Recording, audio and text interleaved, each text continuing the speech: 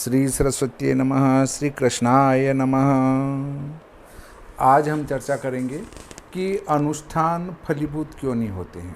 अनुष्ठान से जो हम सकाम प्रयोग वगैरह करते हैं तो फिर वो फल क्यों नहीं देते हैं, इस पर चर्चा करेंगे। यज्ञ पर चर्चा करेंगे कि हम नवरात्रि का यज्ञ करें तो किस प्रकार का करें। देखिए, पहले तो जो अनुष्ठान करने वाले हैं उनका जीवन संयमित होना चाहिए। जैसे हमने पंडित जी को बुलाया, पंडित जी बीड़ी पी के ने बैठ रहे हैं तो वो अनुष्ठान नहीं फलेगा। पंडित जी तम्बाकू खा के ने फिर थूक थूका के कुल्ला करके बैठ रहे हैं, वो नहीं चलेगा। मुख की शुद्धि होना आवश्यक है। अगर मुख में ही दुर्गंध आ रही है, गुटखा खा रहे हैं, थूका कुल्ला करके न पूजा में बैठ गए, पंडित जी ही नहीं यजमान भी, कि साहब उधर बीड़ी पी के आए यजमान और इधर आके पूजा में बैठ गए कुल्ला करके, मुंह में तो वो सुगंध आ ही रही है बीड़ी की और हम पूजा करने बैठे हैं, अनुष्ठान कहाँ से फलेगा। दूसरा, गुटखा खाया और कुल्ला करके बैठ गए यजमान जी, मुंह में तो सुगंध आ ही रही है गुटके की, वहां देवता का निवास कहाँ होगा। पंडित जी और यजमान दोनों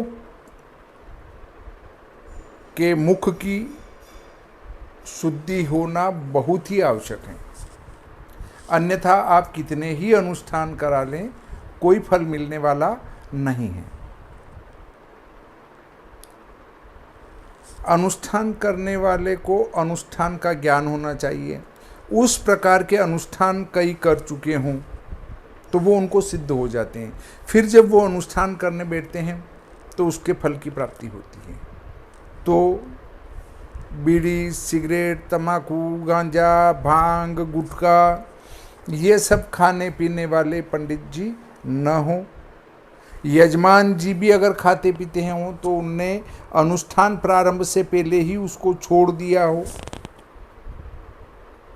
तब जाकर वो अनुष्ठान फलेगा, वरना आप कितने ही अनुष्ठान करा लो कोई फायदा होने वाला नहीं है। इसके बाद आपके यहाँ पंडित जी अनुष्ठान करने आए और गांव के अंदर या नगर के अंदर या सिटी के अंदर दूसरे के यहाँ भोजन करने जा रहे हैं या वहाँ चाय पानी पीने जा रहे हैं। अब उस घर में शुद्धि नहीं हुई तो पंडित जी का व्रत भंग हो जाएगा। व्रत भंग होने से भी अनुष्ठान फलीभूत नहीं होगा। यदि आप अपने यहाँ कोई पंडित जी अनुष्ठान के लिए बुलाते हैं तो उनकी सारी व्यवस्था अपने यहाँ होना चाहिए अनुष्ठान काल में, कि सब आप भोजन करें, फलार करें, चाय पिएं, दूध पिएं, जो भी इच्छा हो, पर आप हमारे यहाँ प्रेम से विराजें। क्योंकि जो अनुष्ठान करता है उसमें वो देवता अंगीभूत होते हैं, क्योंकि उन अंगों में उनका न्यास किया जाता है, मंत्र का न्यास। तो मंत्रमय शरीर होने पर अगर अशुद्धि का प्रयोग होता है तो वो अपने आप ही असफल हो जाता है। अगले बिंदु पर चर्चा करें तो पंडित जी को दक्षिणा इतनी देना चाहिए कि उनका अनुष्ठान उनने अच्छा किया हो न किया हो, पर वो आशीर्वाद अवश्य देके जाते हैं कि यजमान तुम्हारा भला हो, तो भला हो ही जाएगा। अनुष्ठान कितना ही नियम से करवाया हो, परंतु विप्र अपने घर से निराश होके जाते हैं तो किसी भी प्रकार के फल की प्राप्ति नहीं होती है। अब आजकल चला रिवाज कि एक लोहे का हवन कुंड बनाकर उसमें हवन किया जाता है, जो कि बिल्कुल ही गलत है। हवन में या तो अगर आप कुंड बनाते हैं तो फिर भूमि के अंदर भी गड्ढा होना चाहिए और ऊपर 15 अंगुल ऊपर होगा।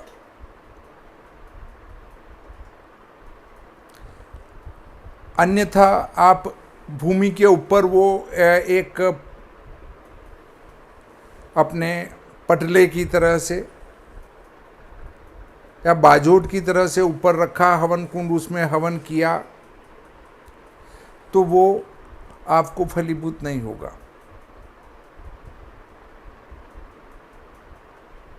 क्यों? क्योंकि जो यज्ञ कुंड के अंग होने चाहिए उन अंगों का आपने निर्माण ही नहीं किया है। और लोहे में तो हवन करना ही वर्जित है। कई जगह तगारी के अंदर हवन कर रहे हैं, वो सब गलत हैं। अगर आपके घर में फर्शी लगी हुई है, टाइलें लगी हुई है, तो आप हवन कुंड मत बनाइए, हवन कुंड की आकृति मत दीजिए, स्थंडिल बनाकर उसके ऊपर हवन कीजिए, आपको फल की प्राप्ति होगी। अन्यथा यदि कुंड का स्वरूप दे दिया आपने ईंटें जमा कर, तो फिर वो अंदर गड्ढा भी होना चाहिए। 15 अंगुल अंदर गड्ढा होगा और ऊपर भी उसको नियम से बनाया जाएगा तो फल देगा। अन्यथा उसमें किसी भी प्रकार की कमी रहने पर हमें नुकसान ही प्राप्त होगा। अगला बिंदु, हवन करना है और फर्शी है तो स्थंडिल पर ही करें। अगले बिंदु में आता है कि जब हम दुर्गा हवन करते हैं तो कोई तो चूड़ियों की आहुति लगा रहा है, कोई साड़ी की आहुति लगा रहा है, कोई ब्लाउज डाल रहा है, कोई पायजेब डाल रहा है। ये सब गलत है। आपने देखा होगा कि हम स्वाहा कहते हैं तो अग्निदेव सीधे आहुति ग्रहण नहीं करते हैं। उनकी 2 पत्नियां हैं, स्वाहा और स्वधा। स्वाहा पत्नी जो है वो देवताओं को भोजन पहुंचाती है और स्वधा है वो पितरों को पहुंचाती है, पितरों का भाग वो ग्रहण करती है। तो जब हम स्वा और हा कहते हैं तो वो स्वाहा नाम की जो पत्नी है वो उस आहुति को ग्रहण कर अग्निदेव को समर्पित करती है और अग्निदेव उस देवता तक उस आहुति को पहुंचाते हैं, अर्थात वो उनका भोजन है। और जब भोजन में आप कांच डालेंगे, चूड़ियाँ डालेंगे तो कांच जाएंगे ही जाएंगे। क्या आपको कोई कांच खिलाए तो आप खुश होंगे? मरना पड़ेगा। कांच खाया नहीं और मरना पड़ेगा। उसी प्रकार देवताओं को आप कांच की आहुति देंगे तो वो उनके शरीर में चुभन होगी और उस यज्ञ का प्रतिफल आपके लिए हानिकारक होगा। इसी प्रकार साड़ी आपने स्वाहा में दी, साड़ी जलकर राख बन जाएगी और राख उनके अंदर जाएगी क्या? देवता के अंदर।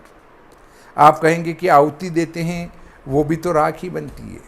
बिल्कुल आपका कहना सही है, परंतु उन जो हम आहुति देते हैं वो द्रव्य होता है। उस द्रव्य को अग्निदेव वायु रूप में परिवर्तित करके उस देवता तक उसका वायु रूप पहुंचाते हैं। देवता कभी भी किसी अन्न का या किसी वस्तु का भक्षण नहीं करते हैं, वे उसको वायु रूप में ग्रहण करते हैं, उसकी सुगंध मात्र लेते हैं और उसका प्रतिफल आपको लौटाते हैं। फिर वो तो साड़ी की आहुति दे रहे हैं साहब, कोई देवता साड़ी को खाएंगे क्या? पाइजेब किसी धातु की आहुति दे रहे हैं आप, तो क्या देवता उस धातु को खाएंगे क्या? जो वस्तु पहनाने की है वो तो माता जी की आपने स्थापना करी है, वहाँ पर उनको अर्पण की जावे। जैसे माता जी का एक आपने स्थापना करी तस्वीर बिठाई या मूर्ति बिठाई, तो आप साड़ी चढ़ाना है माता जी को चढ़ाइए। आप पायजेब चढ़ाना है माता जी को चढ़ाइए। चूड़ियाँ चढ़ाना है आप माता जी को चढ़ाइए।